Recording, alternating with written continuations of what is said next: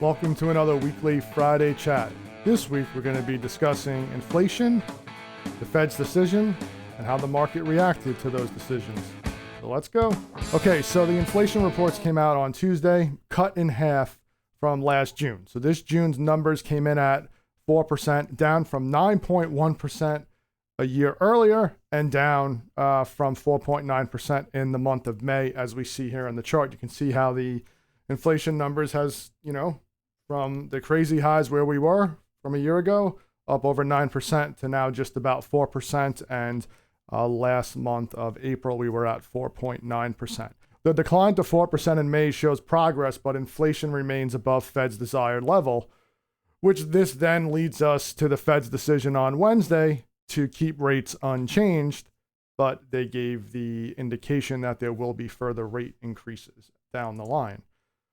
So yeah, the Fed holds rates steady, but expects more increases. Officials had approved interest rate hikes at their previous 10 meetings to combat inflation.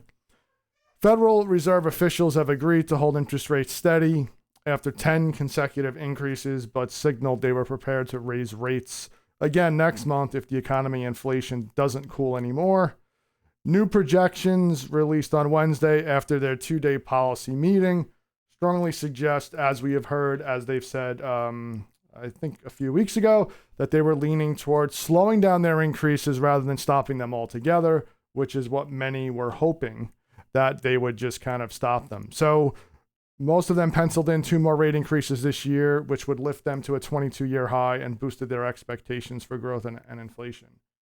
So it begs the question of why, if we're going to have 2 more increases, why stop here? If we're going to have 2 more increases, if they still see it an issue, why not just take care of it and kind of do that way? That's a very good question. I don't know, but that's kind of where we are. Again, it's not expected. Let's see how the markets took the news.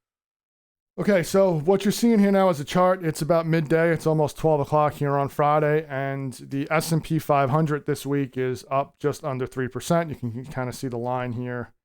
So it's up, almost 3%. So the market, you can see when the news came out on Wednesday, you can see at that 2 o'clock.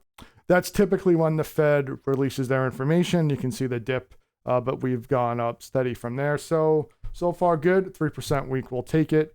Yields were kind of flat. They moved up a little bit. They opened this week right about 3.72%, and they're up to about 3.7. So yields, nothing crazy. Yields are up a little bit, which means bonds this week would be down somewhat. All right, so there you have it. Another weekly Friday chat, short edition. Just wanted to jump on here and kind of give you what the news for this week was, what happened from inflation, how the Fed, how the market took it. You know it, it's Fridays, it's pizza, although I may not be eating pizza for the next few weeks because I have a wedding to go to and I need to drop some weight so I can fit into my suit. I've been eating, you guessed it, too much pizza. So anyway, enjoy Friday, enjoy the weekend. See ya.